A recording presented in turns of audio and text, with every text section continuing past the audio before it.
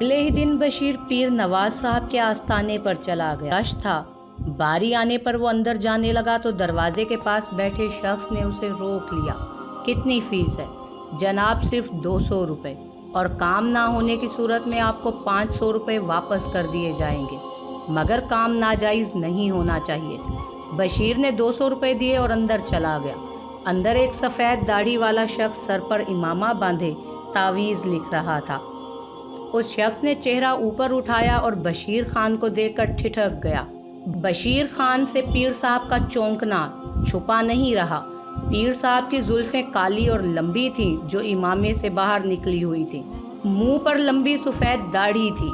बशीर खान अपना मसला बताने ही वाला था कि पीर साहब बोले, तुम्हारा मसला मैं हल नहीं कर सकता, अलबत्ता तुम उसूल के मुताबिक फ़ीस के साथ 300 रुपये इजाफ़ी लेकर जा सकते हो। मगर पीर साहब, आपने तो मेरी बात ही नहीं सुनी। नहीं बच्चे, हमें सब मालूम है, तुम्हारे ख्वाब तुम्हें परेशान करते हैं। ये कोई ऐसी बीमारी नहीं जिसके लिए तुम्हें तावीज़ दिया जाए। कुछ दिनों में तुम खुद ब खुद ठीक हो जाओगे। जाओ और सुकून से अपना काम करो। पीर साहब का जवाब सुनकर बशीर वापस ला। मायूसी में उसने फ़ीस भी वापस ना ली और बशीर घर आ गया। आज बहुत गड़बड़ होने वाली थी।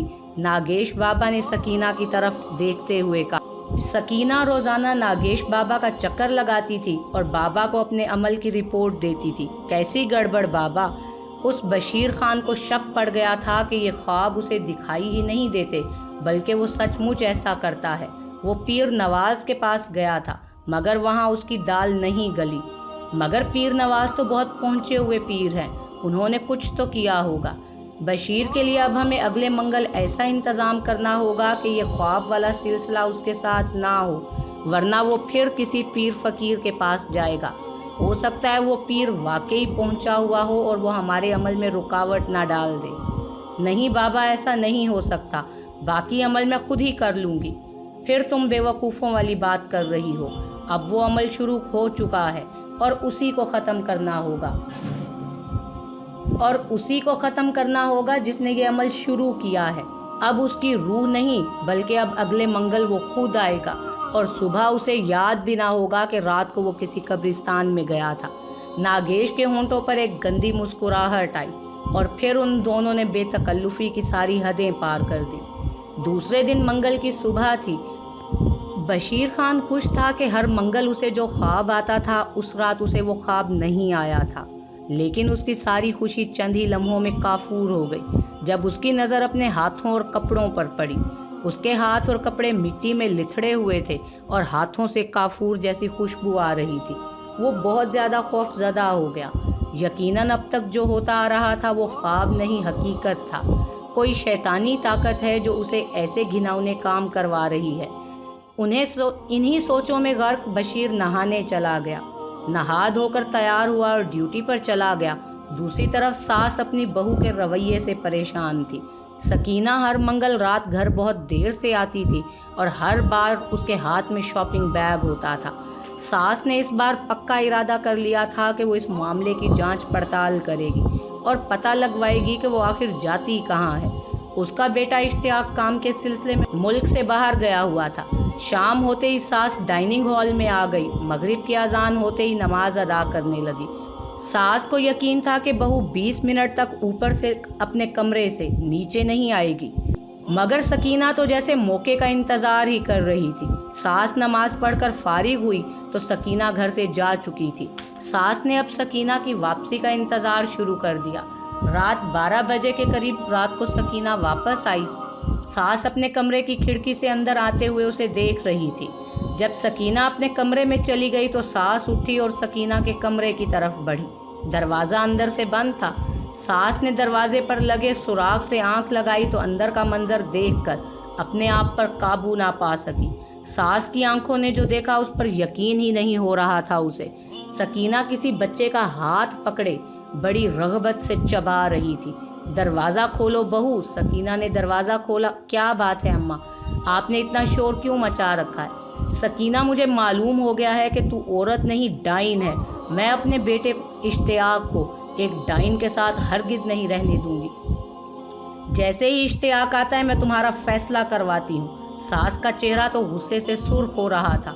सास वापस मुड़ी, मगर सकीना अब अपनी मंजिल के पास आकर वापस नहीं पलटना चाहती थी, इसलिए उसने शॉपिंग बैग उल्टा दिया। नौमौलूद बच्चे कुछ टुकड़े ज़मीन पर गिर गए और सकीना ने शॉपिंग बैग सास के मुंह पर चढ़ा दिया। तू मेरी मौत का फैसला करेगी बुढ़िया? ले, मैंने तेरी मौत का फैसला कर दिया है अभी। सकीना वाकई उस वक्त डैन बन चुकी थी। सकीना की शक्ल देखकर कोई नहीं कह सकता था कि उसके चेहरे के पीछे एक मासूम हसीन लड़की छुपी है। सास ने अपनी जान बचाने की भरपूर कोशिश की, लेकिन आखिरकार सास जान से हाथ धो ही बैठी और मर गई। काफ़ी देर बाद जब उसने शॉपिंग बैग मुंह से हटाया तो वो बुरी तरह हाँप रही थी। सास की आंखों की बेनूर पुतलियां जैसे उसे घूर रही थीं। ये मंजर देखकर वो बुरी तरह कांप कर रह गई। सकीना ने हिम्मत करके सास की लाश उसके कमरे में पहुंचाई और अपने कमरे को हर सुराग से पाक किया और सबसे पहले अपने शोहर को फ़ोन किया और बड़ी अदाकारी से सास की तबीयत के नासाज होने का बताया। फिर अपने फैमिली डॉक्टर को फ़ोन लगाया। थोड़ी देर में डॉक्टर वहां पहुंच गया। डॉक्टर को पहली ही नज़र में पता चल चुका था कि सास मर चुकी है। थोड़ी देर बाद सकीना ने दोबारा इश्तियाक को फ़ोन किया, रोते धोते हुए बताया कि तुम्हारी माँ इस दुनिया से गुजर गई है। दूसरी तरफ जैसे जैसे मंगल करीब आता जा रहा था, बशीर का खौफ बढ़ता चला जा रहा था। पूरे एक माह से बशीर मंगल का शिकार बनता आया था, मगर अब की बार वो ऐसा होने नहीं देना चाहता था। ड्यूटी ख़त्म होने के बाद वो घर की तरफ चल पड़ा। कुछ सोचकर उसने अपनी मोटरसाइकिल मेडिकल स्टोर की तरफ बढ़ा दी। भाई, जागने वाली कोई गोली है? बशीर ने अपने प्लान को अमली जामा पहनाने के लिए मेडिकल स्टोर वाले को कहा। उससे गोलियां ले लीं और जाते ही अपने कमरे में गया और गोलियां खा ली। गोलियां खाने की देर थी कि उसे नींद आने लगी। उसने सर झटका और गोलियों के पत्ते की तरफ देखने लगा। सफ़ेद रंग की गोलियां पीले रंग में तब्दील हो चुकी थी। उसे अच्छी तरह याद था कि गोलियां किस कलर की थी। उसे अच्छी तरह याद था कि गोलियां किस रंग की थी। वो बार बार सर को झटकने लगा, लेकिन वो ना चाहते हुए भी नींद की आगोश में चला गया। रात के 12 बजे का वक्त था। बशीर मशीनी अंदाज में उठा तो उसके भतीजे के कमरे से कुरान पाक की तिलावत की आवाज़ आ रही थी। सूरह नास की पहली आयत का तर्जुमा चल रहा था। फिर दूसरी आयत पढ़ी गई, फिर तीसरी और फिर चौथी आयत पर बशीर खान ठिठक कर रह गया। कुरान पाक की मीठी आवाज़ बशीर के कानों में पड़ी तो उसका मुंह सुर्ख हो गया। मुट्ठियाँ बंद होने लगीं। वो खुद ब खुद खींचता हुआ भतीजे के कमरे की तरफ दाखिल हो गया। सारी रात वो अपने भतीजे से कहकर कुरान पाक की तिलावत सुनता रहा। दूसरी तरफ पीर नवाज साहब का आस्थाना तो कभी छुट्टी के दिन भी बंद नहीं होता था, मगर आज बुध के दिन उसका आस्थाना बंद था। वो अपने कमरे में बेचैनी से टहल रहा था। अचानक हल्का सा धमाका हुआ और एक भयानक देवनुमा शख्स नमूदार हुआ सामने।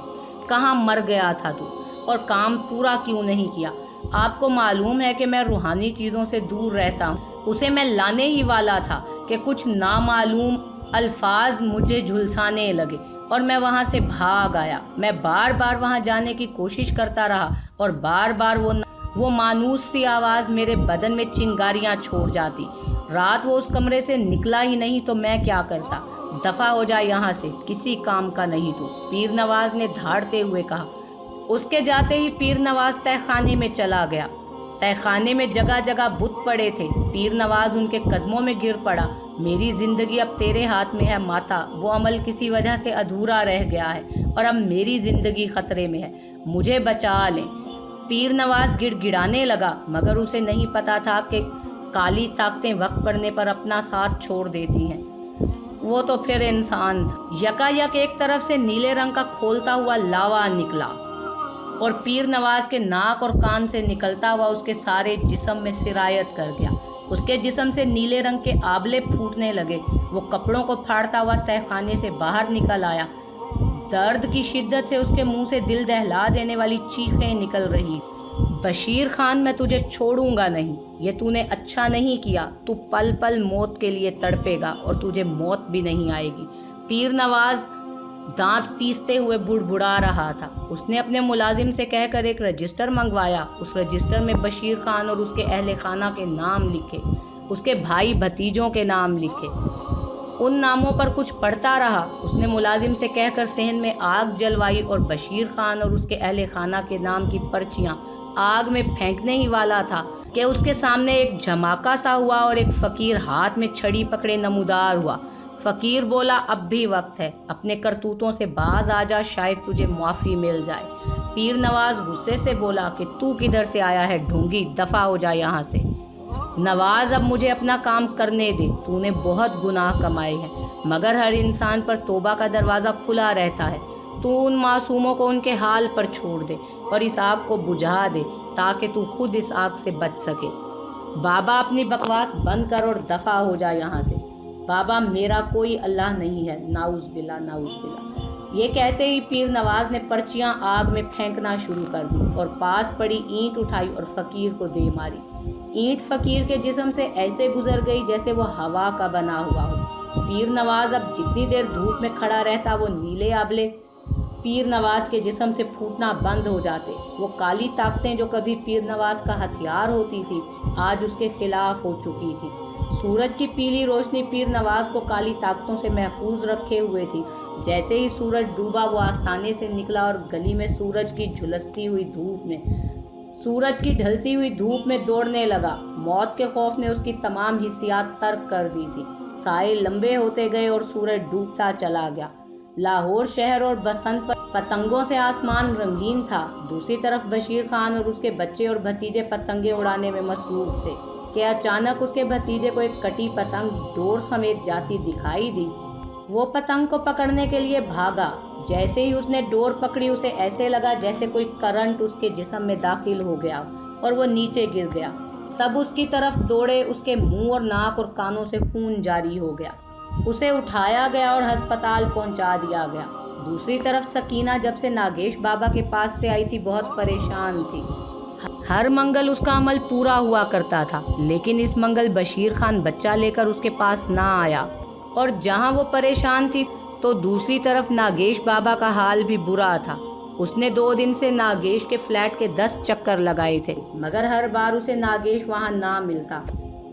सकीना के दिल में होल उठ रहे थे कि शायद अमल पूरा ना होने की सूरत में शैतानी ताकतों ने उसके साथ कुछ उल्टा सीधा ना कर दिया हो, और अब वो डर रही थी कि कहीं उसके साथ भी ऐसा ही ना हो जाए। तभी उसकी ज़िंदगी ने पलटा खाया।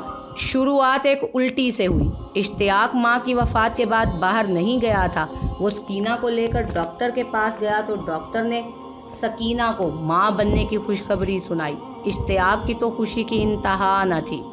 घर पहुंचते ही उसने मुलाजमों को कहा कि सब दाता दरबार पर चलो। दाता दरबार पहुंचकर इश्तियाक ने लंगर पकाने वाले को 10,000 रुपये दिए और कहा कि लंगर भी तकसीम कर दो। सब लोग दरबार में दाखिल हो गए, मगर सकीना ने अभी पाँव उठाया ही था कि उसे ऐसे लगा जैसे आग की दीवार उसे अंदर दाखिल होने से रोक रही हो। वो भागकर पीछे जा खड़ी हुई। अंदर चलो, इश्तियाक ने सकीना से कहा। नहीं इश्तियाक, मुझसे चला नहीं जा रहा। तो सकीना, मैं तुम्हें उठा कर ले चलता हूँ। सकीना गुस्से से बोली, मैंने कहा ना कि मैं अंदर नहीं जाऊँगी। ठीक है सकीना, जैसे तुम्हारी मर्जी। इश्तियाक अकेला अंदर दाखिल होने ही लगा था कि पीछे से आवाज़ आई, बहुत खुश हो बच्चे। कोई दरवेश बाबा थे। बच्चे, तेरी खुश नसीबी है कि तू अल्लाह के दरबार में आया है, वरना तू भी उसी काली ताकत की लपेट में आ जाता जो तेरी बीवी के लिए मैंने देखी है। कौन सी ताकत बाबा जी? मैं समझा नहीं आपकी बात। बेटा, समझ जाओगे, बहुत जल्द समझ जाओगे। तुम ये खा लो। दरवेश ने चंद इलायची के दाने इश्तियाक को दिए और बोला, बेटा एक बात याद रखना, अपनी बीवी के पास अब तब तक ना जाना जब तक वो बच्चे को जन्म नहीं दे देती। बाद में इजाज़त है, अगर वो इस काबिल रही तो। आखिरी जुमला दरवेश ने मुस्कुराते हुए कहा। इश्तियाक कुछ बोलना चाहता था, पूछना चाहता था, मगर देखते ही देखते दरवेश कहीं गायब हो गया। लंगर वगैरह तकसीम करने के बाद वो घर लौट आए। दूसरी तरफ बशीर खान के भतीजे की मौत वाक़या हो गई। बशीर खान के बड़े भाई का तो रो रो कर बुरा हाल था। उसकी भाभी बार बार बेहोश हो जाती थी। भतीजे का कफन दफन हो गया। रात हो गई, सब लोग सोने के लिए अपने कमरों में चले गए, लेकिन बशीर खान का बड़ा भाई गैलरी में बैठा घुटनों में सर दिए रो रहा था। रात 2 बजे का वक्त था कि एक कमरे का दरवाज़ा खुला और उसके बड़े भाई की बेटी आहिस्ता आहिस्ता चलते हुए उसके पास से गुजर गई। भतीजी पर नज़र पड़ी तो उसने नोटिस ना लिया कि वो कहाँ जा रही है, क्योंकि इस वक्त हर कोई दुख की एक ऐसी गहरी दलदल में था कि चाहे जो मर्जी कोई करे उसे कोई परवाह नहीं थी। उसकी भतीजी चलती हुई दादा के कमरे में आई, जिसके साथ बशीर खान के दोनों बेटे लेटे हुए थे। भतीजी के हाथ में तेज धार सब्जी काटने वाली छुरी थी। सामने दादा बेड पर लेटे हुए थे और दादा के पहलू में बशीर खान का बेटा था। भतीजी ने आगे बढ़कर बशीर के बेटे को उठाना चाहा कि उसी वक्त दादा ने करवट बदली। जैसे ही भतीजी ने पीछे हटना चाहा तो कोहनी से ग्लास नीचे गिर गया। एकदम से दादा उठे और पोती के हाथ में छुरी देखकर ठिठक गए। बेटा, ये क्या हुआ है तुम्हें, और ये छुरी? पोती के मुंह से मर्दाना अजीब तरह की आवाज़ें निकली। ये बच्चे मुझे दे दे बूढ़े, तेरी बारी अभी नहीं आई। अगर मजबूर किया तो सबसे पहले तुझे मारूंगा। पोती के मुंह से ये सब सुनकर दादा पर वहशत सी तारी हो गई। उसी वक्त उस लड़की के पीछे से एक फकीर जाहिर हुआ और बोला, तूने जो कुछ भी करना था कर लिया, अब हमारी बारी है, निकल बाहर इस जिस्म से। फकीर ने लड़की की चोटी पकड़ी और जोर से झटके देने लगा। लड़की के मुंह से मर्दाना चीखों का तूफान जारी था और फिर एक धुआं सा निकला और काले भयानक इंसान की शक्ल इख्तियार कर गया। उसी असना में बशीर खान और उसके भाई भी कमरे में आ गए। फकीर ने भयानक देवनुमा शख्स पर कुछ पढ़कर फूंका, जिसकी वजह से उसे चीखने की मोहलत भी ना मिली और वो जलकर खाक हो गया। फकीर बोला कि आप लोग हैरान होंगे, मैं जानता हूँ कि ये सब कुछ क्या हुआ है, मगर अल्लाह का शुक्र अदा कर कि मैं इस तरफ से गाफिल नहीं था, वरना इस मरदूद का काला जादू इन बच्चों पर भी उसी तरह हमला आवर होता जिस तरह सुबह आपके छोटे बेटे पर हुआ था। बाबा जी, हम ये तो नहीं पूछेंगे कि आप कौन हैं और आप हमारी मदद क्यों कर रहे हैं और किस तरह करने के लिए आए हैं। यकीनन आप कोई नेक बुजुर्ग हस्ती हैं, मगर इस बात का जवाब ज़रूर दे दें कि हम पर काला जादू कौन करेगा।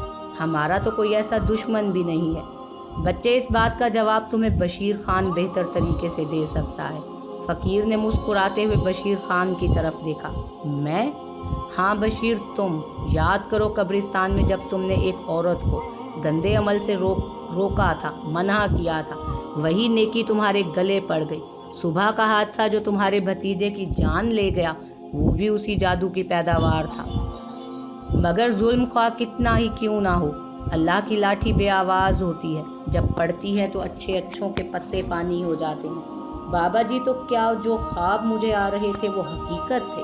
हाँ, बिलाशुबा वो हकीकत थे, और शायद ये अमल तुम 7 मंगल तक करते रहते, मगर अल्लाह पाक के कलाम की बदौलत अमल आधे में रह गया, जिसकी वजह से वो शख्स काफ़ी अजाब में है, और अब वो तुम सब अहले खाना का दुश्मन हो गया है, मगर अब वो तुम्हारा कुछ नहीं बिगाड़ सकेगा। मैंने तुम्हें कब्रिस्तान में देखा था, मैं उसी दिन से तुम्हारे साथ साथ हूँ। मगर बाबा, वो शख्स है कौन? बच्चे, उसका एक रूप ख्वाब में तुम देख चुके हो और दूसरे रूप का नाम पीर नवाज है। वो शख्स सुबह के वक्त आस्ताने पर बैठकर पीर नवाज बनता है और रात को सफली इल्म का माहिर बनकर नागेश बाबा के नाम से एक फ्लैट में मौजूद होता है। काम वो शैतानी अमल से ही करता है, ख्वाह वो आस्ताने में हो या उस फ्लैट में। अब मैं चलता हूँ, और हाँ, सुबह तुम अपने काम पर ज़रूर जाना। मगर बाबा, घर में जवान मौत, बेटा वो भी अल्लाह की मर्ज़ी थी और ये भी अल्लाह की मर्ज़ी है। एक आखिरी काम अंजाम होना रुका है, उस नेक काम का अंजाम भी तुम्हारे ही हाथों होना है। ये कहते हुए फ़कीर बाबा दीवार से निकले और गायब हो गए। फ़कीर के जाने के बाद सबने बशीर खान को घेर लिया। बशीर खान ने सारा वाक़या सबको सुनाया। सबने अल्लाह का शुक्र अदा किया। अगले दिन फ़कीर की हिदायत के मुताबिक बशीर खान ड्यूटी पर चला गया। सारा दिन वो इसी कश्मकश में रहा कि न जाने कौन सा नेक काम है जो उसकी वजह से रुका हुआ है। सारे लाहौर का चक्कर काटती उसकी गाड़ी टोकर स्टॉप पर नज़र आई। उसकी नज़र रास्ते पर थी कि अचानक एक जंगली जानवर उसकी गाड़ी के आगे आ गया। वो भागा हुआ रोड क्रॉस करने की कोशिश कर रहा था। कुचल डालो इसे, कुचल डालो, मुसाफिरों की आवाज़ ने उसे यही कदम उठाने पर मजबूर कर दिया। अगर वो ऐसा ना करता तो वो जानवर न जाने किस किस को नुकसान पहुंचाता। बशीर खान ने गाड़ी की रफ्तार तेज़ की तो उसकी गर्दन बुरी तरह से मुड़ी और उसकी आंखें बशीर खान की आंखों से टकराईं तो बशीर खान ने गाड़ी रोक दी। अगर वो चाहता तो भाग सकता था जानवर, मगर वो वहीं रुक गया। बशीर ने एक बार फिर ज़ोरदार झटके से गाड़ी उस जानवर पर चढ़ा दी। ایسا کرنے سے اب بشیر خان مطمئن ہو چکا تھا کہ وہ جانور اب مر چکا ہے۔ وہ گاڑی سے اترا مگر قدم بار رکھتے ایک پولیس کی گاڑی اس کے پاس آن رکی اور ایک وردی نما شخص نے اونچی آواز میں کہا، ہم تمہیں گرفتار کرتے ہیں۔ دوسری طرف پیر نواز دوڑتا رہا، دھوپ ڈھلتی رہی، آخر کار سورج ڈوب گیا، گلیوں سے نکل کر وہ سڑکوں پر آ گیا۔ ہر شخص اس کی حالت کو دیکھ کر کانوں کو ہاتھ لگا رہا تھا۔ اس کا تمام بدن گردن تک چھلنی بن چکا تھا۔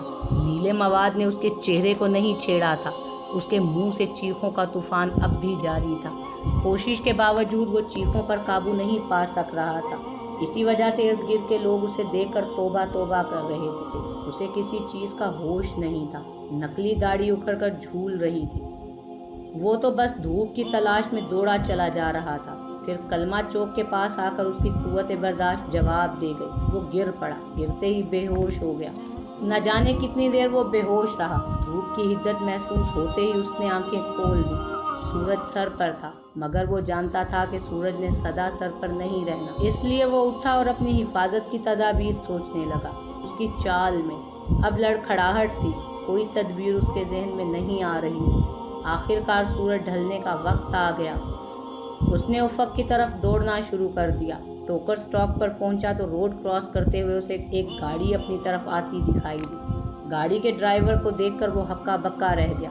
یہ تو بشیر خان تھا، جس کے اہل خانہ سمیت اس نے بشیر خان کی موت کی پرچی لکھی تھی، مگر بشیر خان تو زندہ تھا اور گاڑی لے کر اس پر چڑھ رہا تھا۔ پیر نواز نے آنکھیں بند کر لی۔ بشیر خان نے اس کے جسم کو دوبارہ کچلا۔ سامنے 5 سگریٹ کے کھوکھے پر بیٹھے لڑکوں نے یہ حادثہ دیکھا تو جلدی سے پولیس کو فون کر دیا۔ چند لمحوں میں پولیس کی گاڑی پہنچ گئی۔ بشیر خان گاڑی سے اترا تو ایک ٹریفک پولیس نے کہا کہ ہم تمہیں گرفتار کرتے ہیں، لیکن میرا جرم کیا ہے؟ ایک انسان کو بری طرح مار کر تم کہتے ہو کہ تمہارا جرم کیا ہے؟ ایک مسافر گاڑی سے اترا اور بولا، جناب ڈرائیور نے کسی انسان کو نہیں مارا بلکہ ایک جنگلی جانور کو مارا ہے۔ سب مسافر بول پڑے، ہاں ہاں ہم نے خود اپنی آنکھوں سے دیکھا ہے۔ سب گاڑی کے اگلے ٹائر کی طرف آئے، مگر وہاں کسی جانور یا انسان یا کسی اور چیز کا نام و نشان بھی نہیں تھا، نہ ہی خون کا ایک قطرہ تھا۔ سب حیران رہ گئے کہ انہوں نے خود ایک جنگلی جانور کو مرتے ہوئے دیکھا تھا اور اب وہاں کچھ بھی نہیں ہے۔ جب کھوکھے پر بیٹھے لڑکے اور دیگر دکان والے بھی حیران تھے، مگر ٹریفک آفیسر کے پیچھے کھڑے فقیر بابا بشیر کو مسکراہٹ بھری نگاہوں سے دیکھ رہے تھے۔ تھوڑے ہی دنوں میں بشیر خان کی زندگی معمول پر آ گئی تھی۔ دوسری طرف سکینہ کے یہاں جو بیٹا ہوا وہ کئی ٹکڑوں پر مشتمل تھا، جس کی وجہ سے وہ ہمیشہ کے لیے اپنا ذہنی توازن کھو بیٹھی۔ تو اس کے بعد اس کے شوہر نے دوسری شادی کر لی اور اسے پاگل خانے میں ڈلوا دیا، اور پھر 1 ماہ کے اندر ہی اس کا ناطہ اس دنیا سے ختم ہو گیا۔ سچ ہے، جب آپ اللہ کی بنائی ہوئی حدود و قیود کو پار کرنے کی کوشش کریں گے تو انجام ایسا ہی عبرتناک ہوگا۔ اللہ پاک ہم سب کو نیکی کی ہدایت عطا فرمائے، آمین۔